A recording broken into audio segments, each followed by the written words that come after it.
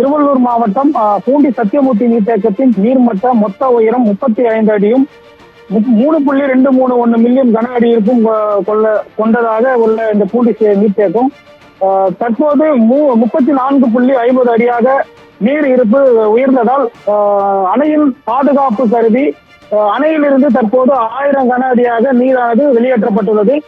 குறிப்பாக திருவள்ளூர் மாவட்டத்தில் மிக முக்கிய நீர்த்தேக்கமாக உள்ள இந்த பூண்டி நீர்த்தேக்கம் சென்னை மக்களின் குடிநீர் ஆதாரத்தில் முக்கிய பங்கு வகித்து வந்து கொண்டிருக்கிறது. குறிப்பாக அணையின் சுற்றியுள்ள பகுதிகளில் நீர்பிடிப்பு பகுதிகளில் மழை பெய்து வருவதாலும் அதே போன்று ஆந்திர மாநிலம் அம்மாப்பள்ளி அணையிலிருந்து நீர் நேற்று இரவு திறந்து விட்டதாலும் பூண்டி சத்தியமூர்த்தி நீர்த்தேக்கத்தின் உயரமான 35 அடியை வந்து மனமளவென இந்த நீர் இருப்பு எட்டியதால் அணையின் பாதுகாப்பு கருதி இன்று வந்து பொதுப்பணித்துறை அதிகாரிகள் சரியாக 1:20 மணிக்கு வந்து இந்த நீரை வந்து திறந்து விட்டுள்ளனர்.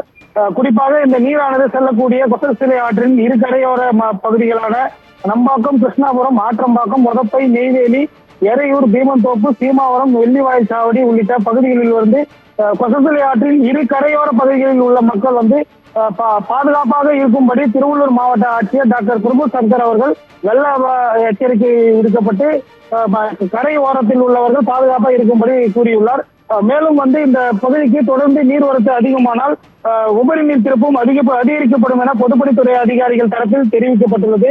மேலும் இன்று பொதுப்பணித்துறை அதிகாரிகள் முன்னிலையில் பூண்டி சத்தியமூர்த்தி நீர்த்தேக்கத்தில் இருந்து தற்போது வினாடிக்கு 1000 கன அடி நீர் வந்து கொசஸ்தலை ஆற்றில் திறந்து விடப்பட்டுள்ளது. குறிப்பாக இந்த பகுதியை காண இந்த சுற்று வட்டார பகுதியில் உள்ள மக்கள் வந்து பார்வையிட வந்துள்ளனர். குறிப்பாக இந்த இடத்தில் வந்து போலீஸ் பாதுகாப்பு என்பது போடப்படவில்லை என்பது குறிப்பிடத்தக்கது.